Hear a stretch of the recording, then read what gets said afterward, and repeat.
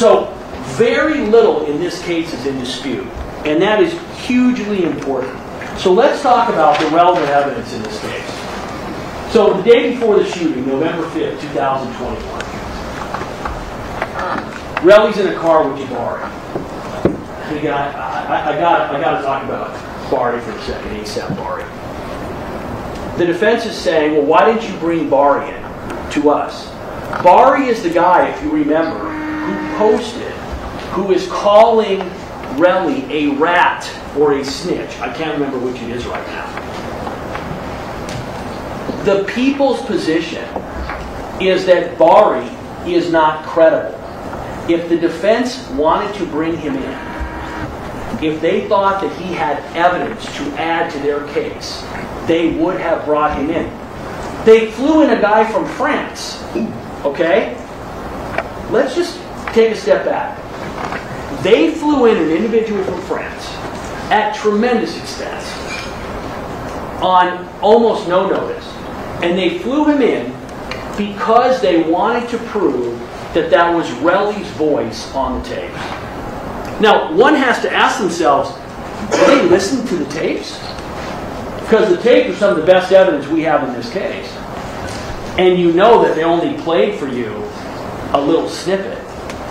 I'm going to play the whole first part of that call, uninterrupted. I'm not going to give a snippet.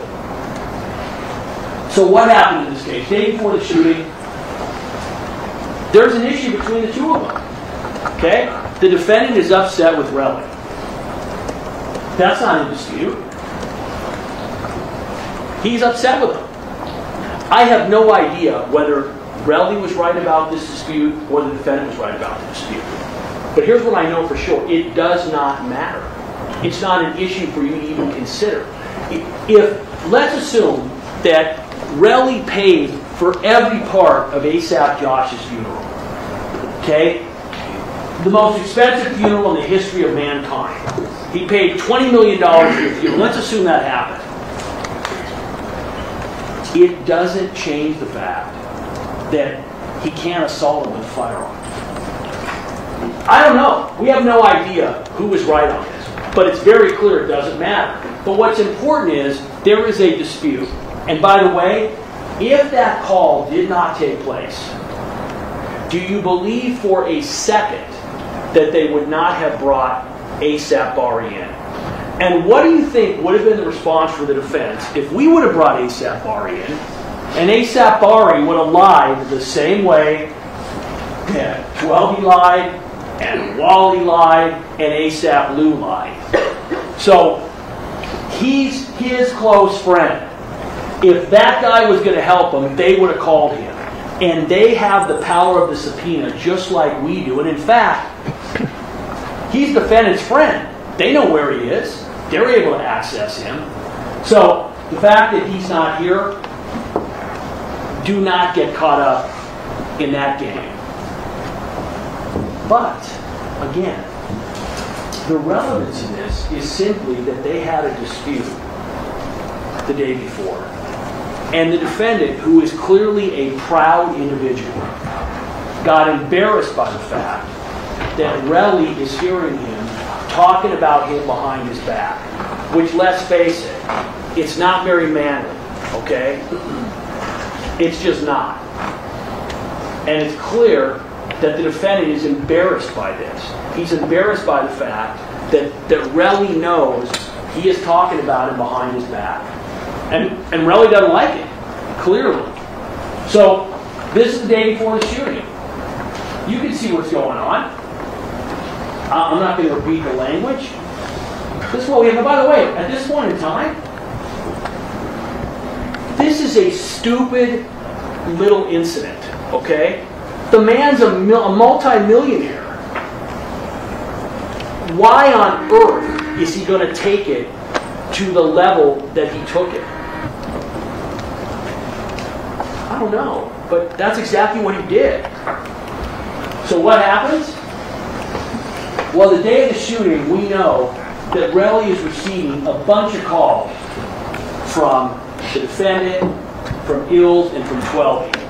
And if you don't think that Ills and Twelby know what's going on, I got a bridge to sell you.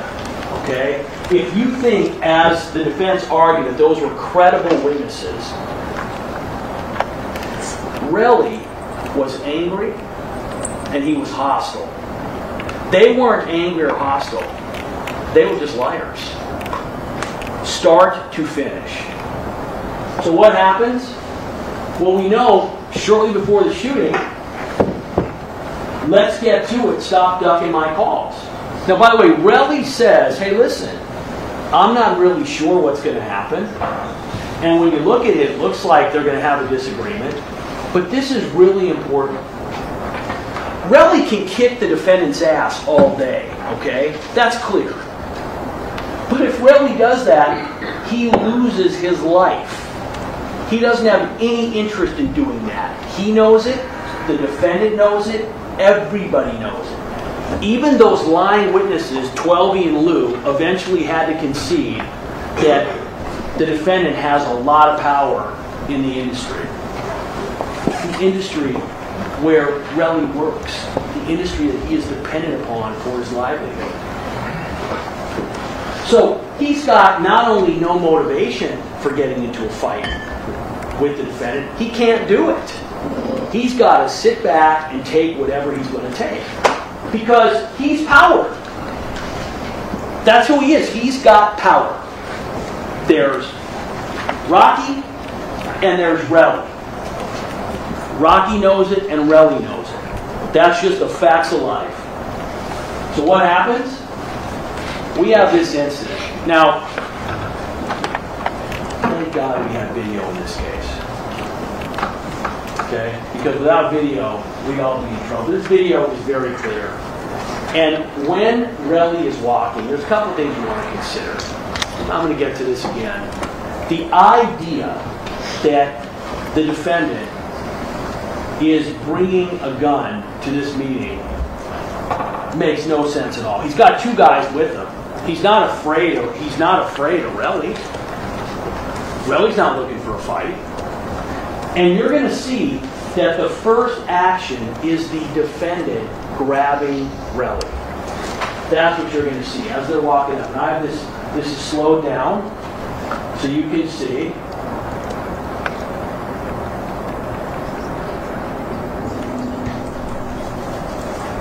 So what you saw, the defendant grabs his arm. Now the defendant is pushing him forward. Relli is holding him back. Now this is really important. Stop it for a minute, please. Do you mind stopping it for a minute? So this is really important. Some stuff in the trial is almost funny.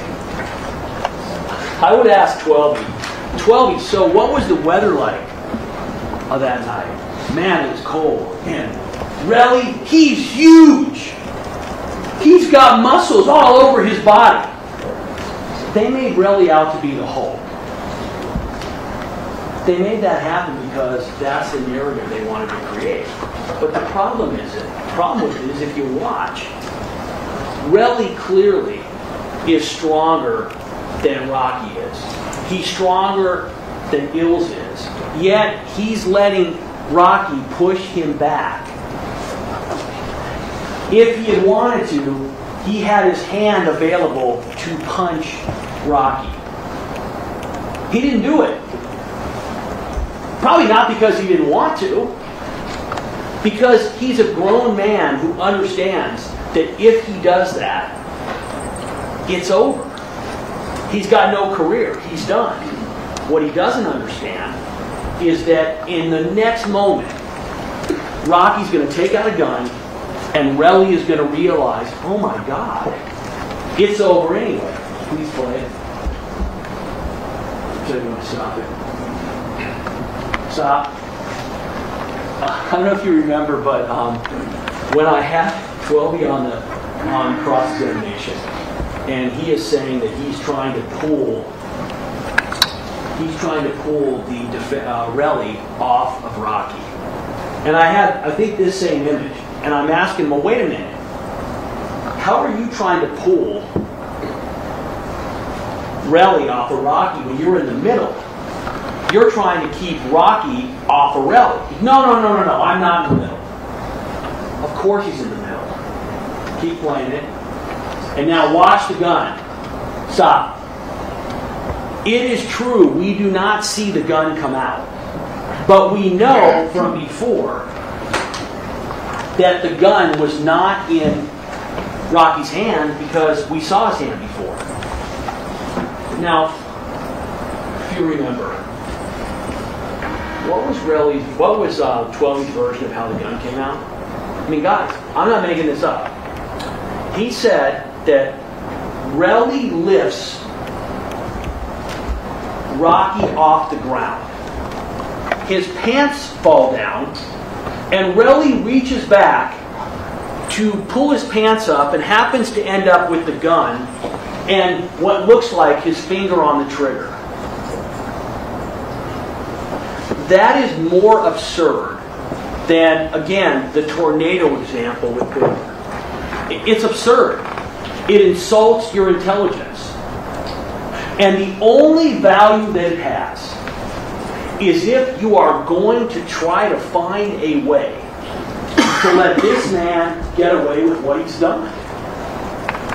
And this goes back to what your duty is. You're here to call balls and strikes. What happens to Rocky is not your responsibility. Not whatsoever. Your responsibility is determining what happened.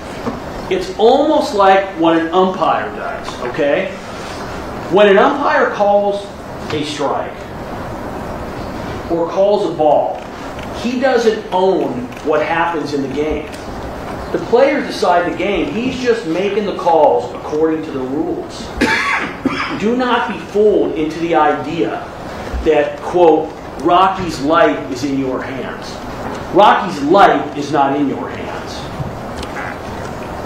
The determination of what Rocky did is.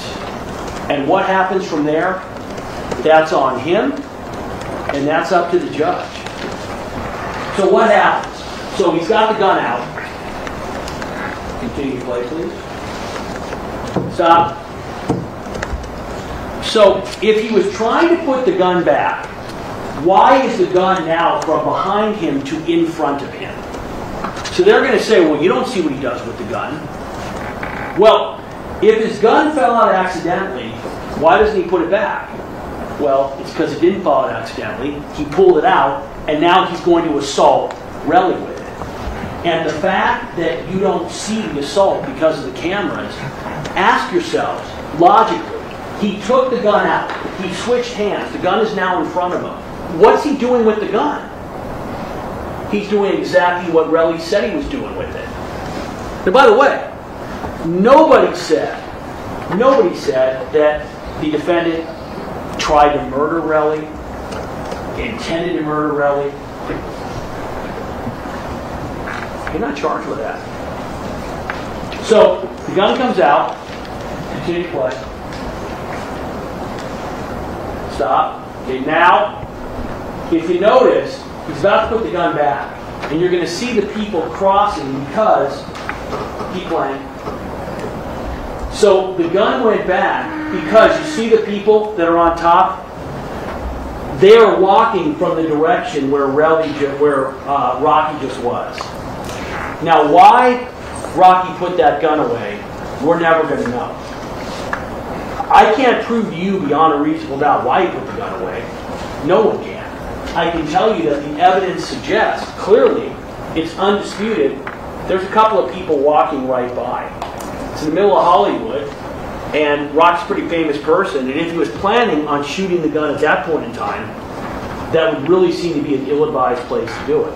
But you have to ask yourself, do you think it's a coincidence that when Rocky ends up actually shooting the gun, that the gun is shot in a place where Rocky reasonably doesn't believe anybody's watching him?